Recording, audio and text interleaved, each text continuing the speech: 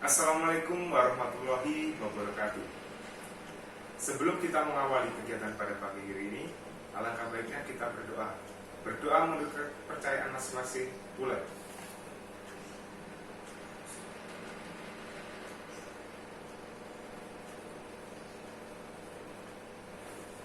Berdoa selesai.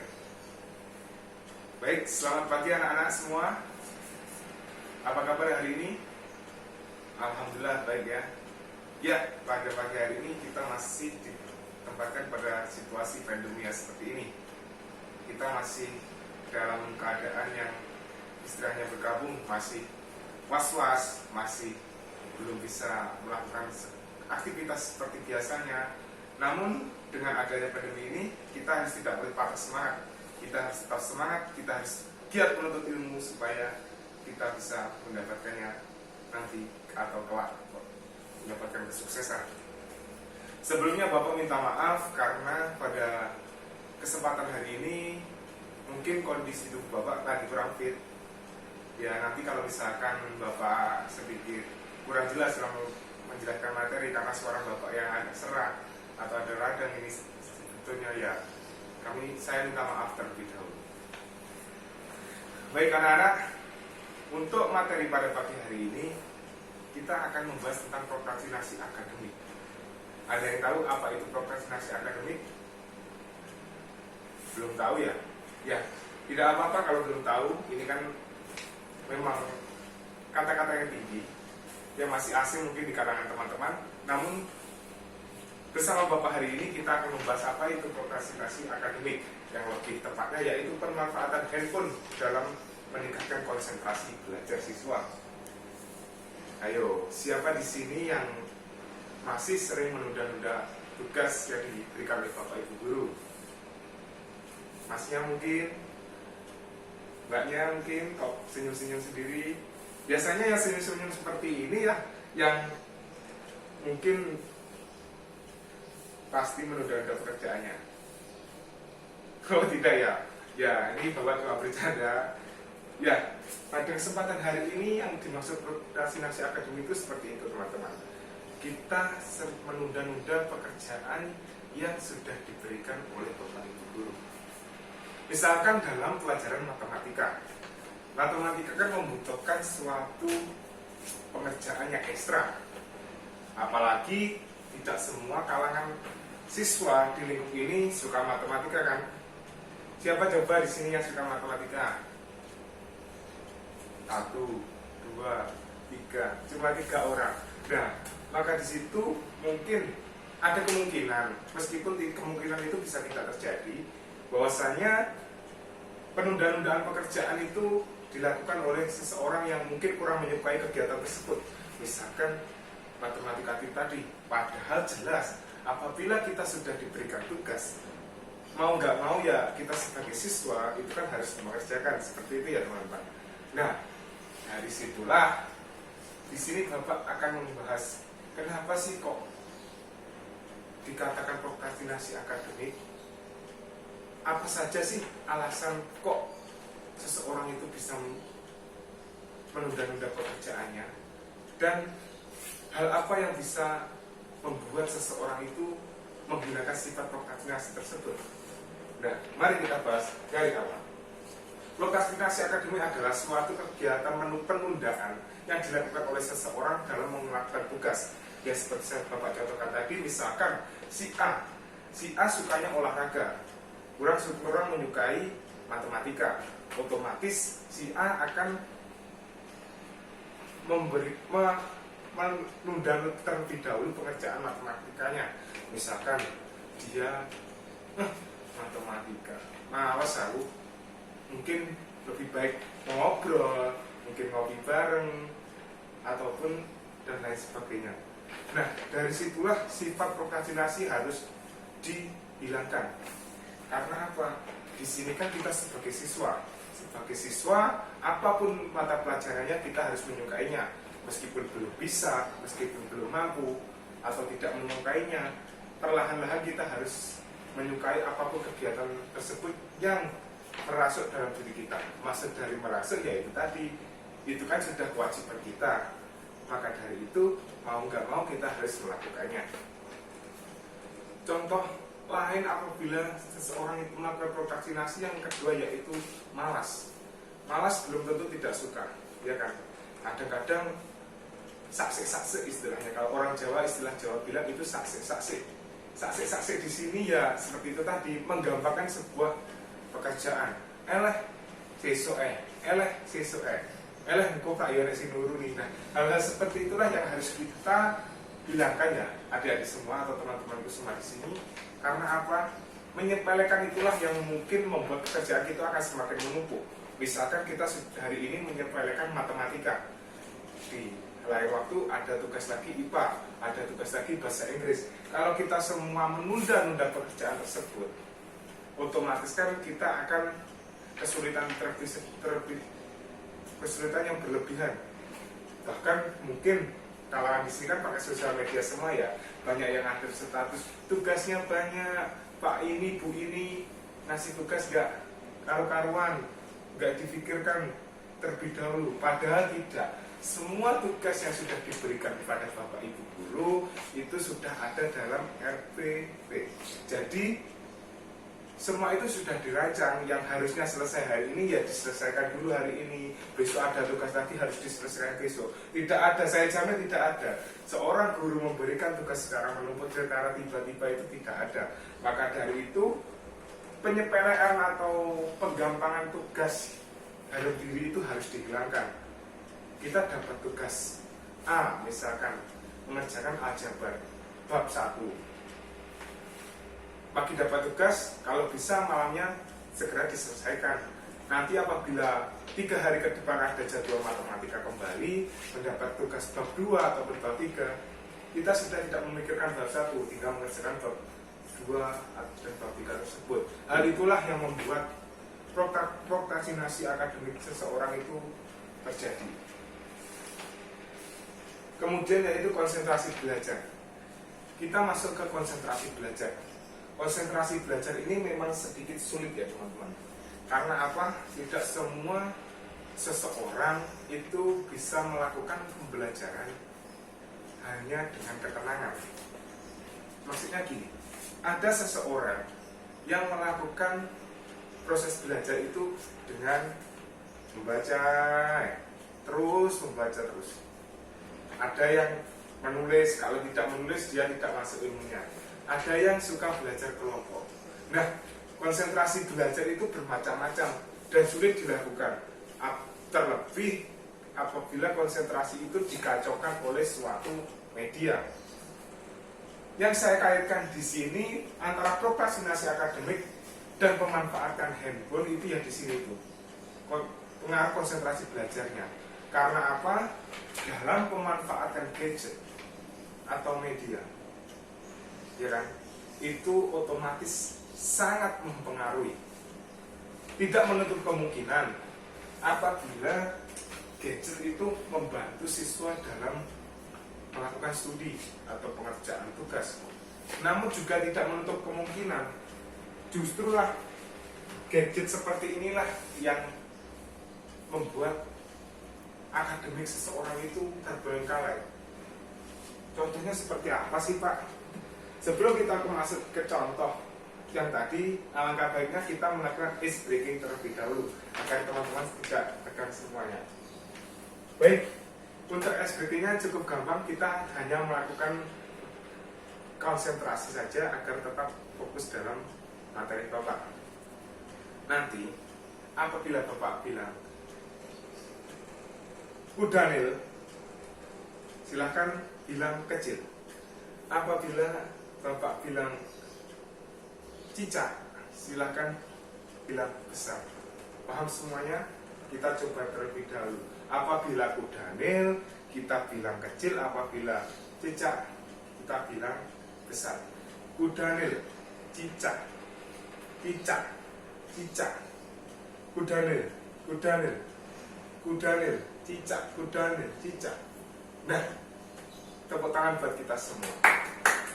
Manfaat dari permainan itu tadi sebenarnya cukup sederhana namun sangat bermanfaat. Karena apa? Di dalam pikiran kita biasanya kan namanya Udanil besar. Ya kan, namanya kuda lewat pasti besar sekali. Dan cicak itu cuma kecil. Namun bapak balik dari situ kan adik-adik ternyata masih konsentrasi dengan bapak. Ya kan, nah itulah manfaat ice breaking dari permainan itu tadi. Nah, kita balik lagi ke contoh. Kita sampai mana tadi? Ke contoh ya, masih ke contoh ya. Ya, contohnya hal-hal positif dalam penggunaan handphone untuk meningkatkan akademik kita itu seperti apa sih Pak? Ya, handphone. Kita bahas mengenai handphone atau gadget atau media. Ya kan? Di sini jelas media dapat digunakan sebagai akses atau fasilitas bagi seseorang untuk melakukan sesuatu. Ya, jelas ya. Di sini itu kita bisa mendapatkan hal-hal yang positif justru akan bisa mendapatkan hal-hal yang negatif. Hal-hal positifnya seperti apa sih Pak? Seperti ini. Kita kan berada di posisi pandemi seperti ini ya. Kita melakukan sesuatu serba online. Kita mengerjakan tugas online, kita harus belajar online. Apa saja sih Pak yang harus bisa kita lakukan dalam pemanfaatan gadget ini? Ya, yang pertama saya kasih contoh satu saja aplikasi dari pemerintah yang bisa kita gunakan untuk belajar dan kegiatan positif untuk agar kita tetap belajar dalam situasi pandemi seperti ini. Ya, kita bisa melihat di sini ada Rumah Belajar Kemendikbud. Ini adalah aplikasi yang diciptakan pemerintah untuk siswa di seluruh Indonesia sebagai sarana belajar. Di sini terdapat berbagai fitur-fitur. Ada sumber belajar, ada kelas digital, kemudian ada bank soal, ada laboratorium maya, dan masih banyak lagi. Kita contoh di kelas digital. Apabila kita lakukan pemilihan pada kelas digital, di sini kita akan ditujukan bahwasanya seolah-olah itu kita melakukan proses belajar, namun di dalam gadget ini. Mungkin kan kalau seseorang itu istilahnya memahami dengan membaca saja kan mungkin kurang merasuk gitu ya istilahnya. Nah, di sini kita bisa mengambil kelas digital, memilih fitur kelas digital itu dia akan menerangkan materi tersebut dengan video, dengan presentasinya di dalam HP ini. Maka dari itu dengan ini siswa akan seolah-olah belajar di dalam kelas namun menggunakan gadget. Nah, contoh positif yang pertama seperti itu. Kemudian di sini ada juga bank soal. Bank soal di sini adalah untuk melatih kemampuan siswa di suatu bidang atau di suatu materi. Banyak sekali apabila kita klik contoh-contoh soal yang bisa dikerjakan, sekaligus di sini ada jawabannya. Kita bisa mencoba mengerjakannya, kita cocokkan dengan jawabannya. Dengan disitulah kegiatan positif dalam gadget ini dapat terlaksana. Nah, itu satu contoh positif dalam pengerjaan atau peningkatan proses akademik. Loh Pak, apa cuma HP itu positifnya cuma buat apa istilahnya, melihat materi di aplikasi itu? Tidak. Apabila nanti kita mendapat tugas dari seorang guru ataupun nanti kalau adik-adik sudah mahasiswa, biasanya kan dapat tugas yang harus menggunakan sumber-sumber terpercaya. Sumber terpercaya tidak harus di buku, mungkin bisa lewat jurnal, mungkin bisa ambil buku secara digital di gadget ini. Karena apa? Di sini kan lengkap sebenarnya. Apabila seseorang itu memanfaatkan ini, barang yang kotak ini, yang identik dengan bentuk kotak ini, itu manfaatnya sangat luar biasa kalau digunakan dengan positif. Contohnya yang kedua seperti apa Pak? Misalkan kita tidak tahu apa saja sih lagu nasional yang kita tahu kan cuma Indonesia Raya, Garuda Pancasila. Nah, contohnya dua itu. Kita ketik di sini. Kita kan bisa mengetik. Dari situlah kita akan tahu dari Sabang sampai Merauke, ada rayuan Pulau Kelapa, dan lain sebagainya.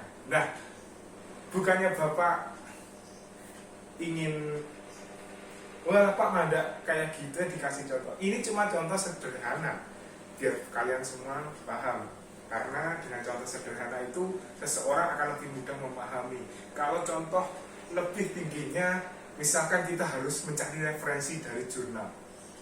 Dari jurnal otomatis kita harus memakai ini, jurnal dari universitas yang tinggi, misalnya universitas yang berlabel dari UGM, mungkin bahasa yang tulisannya bahasa Inggris, isinya bahasa Inggris. Di dalam sini semuanya dapat diakses.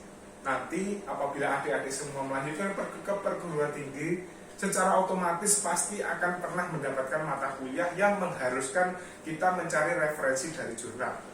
Karena apa? Di sini kan level kita sudah naik ya, dari adik-adik yang SMA dari SMA yang mungkin masih sebatas buku, kita harus naik ke yang lebih tinggi menggunakan digital, yaitu seperti ini tadi.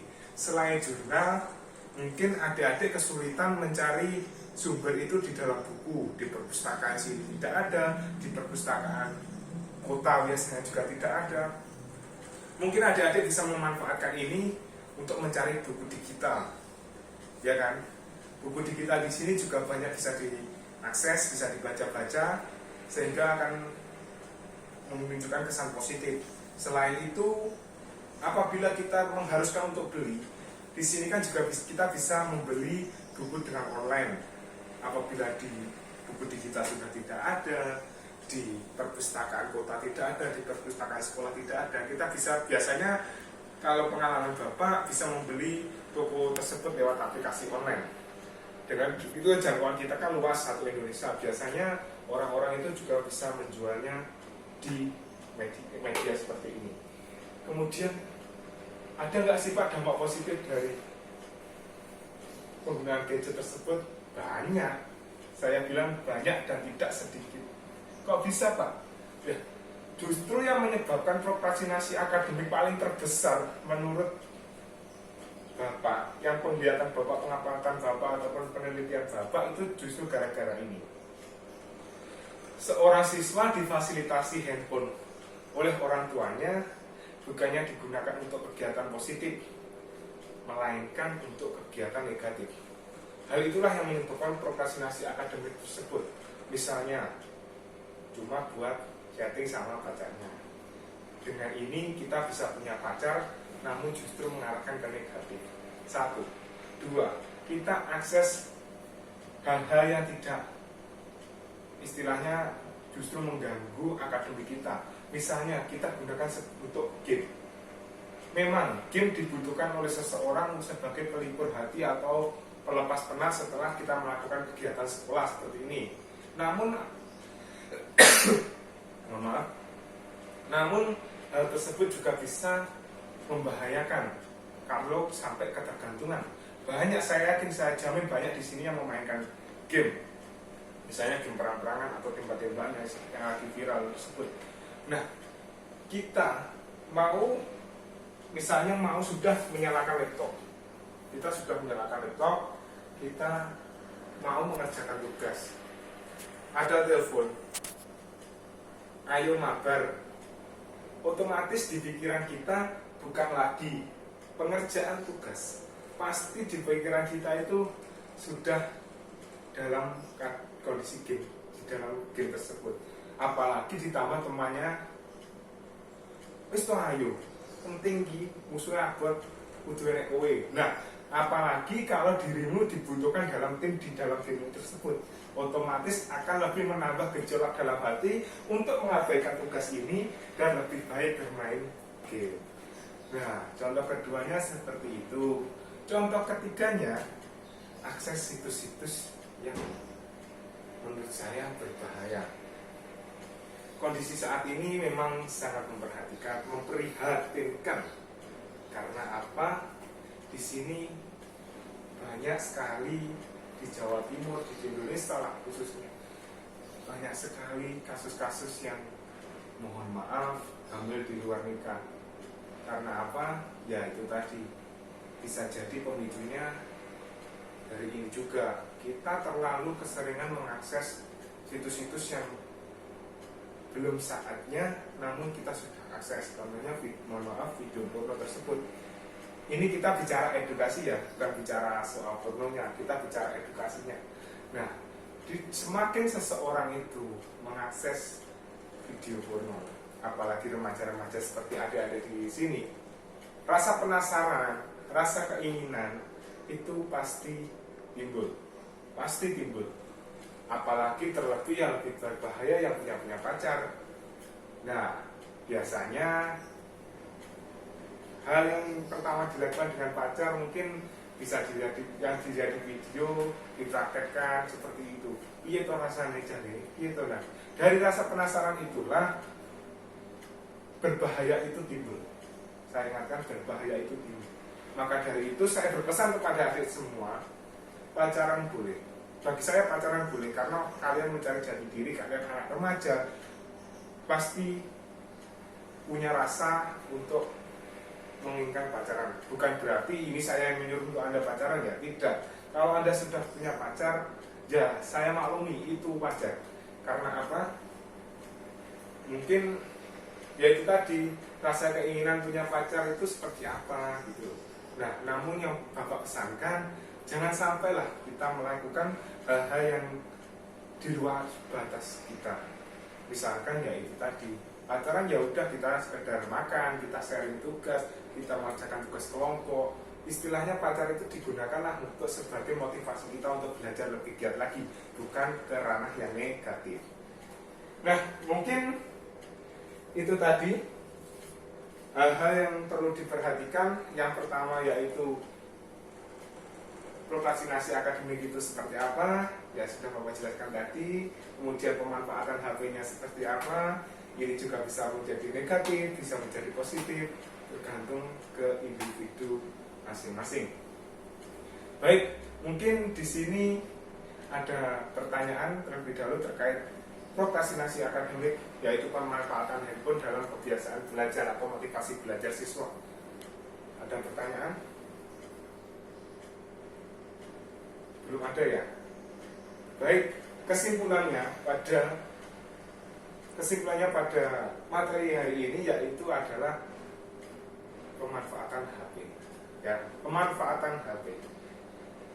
Jika handphone ini yang sudah difasilitasi oleh orang tua kalian gunakan sebagai kegiatan positif, saya jamin ini sangat bermanfaat bagi diri kalian dan masa depan kalian. Namun, jika ini kalian salah gunakan, saya yakin kalian juga akan terjerumus gara-gara benda ini. Maka dari itu, mari kita merenungkan apa yang sudah kita bahas pada pagi hari ini, dan semoga apa yang kita pelajari hari ini dapat kita terapkan pada diri kita sendiri.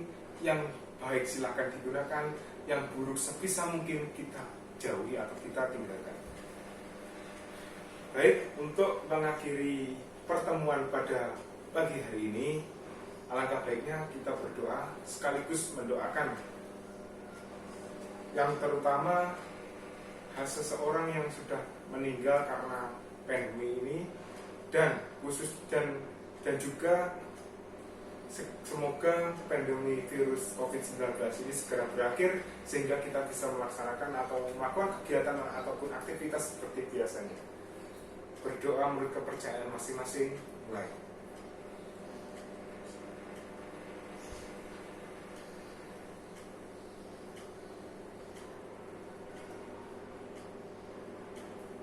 Berdoa selesai. Mungkin itu saja dari Bapak. Bila ada kurangnya, Bapak mohon maaf. Bila kita fiqh wal hidayah. Wassalamualaikum warahmatullahi wabarakatuh.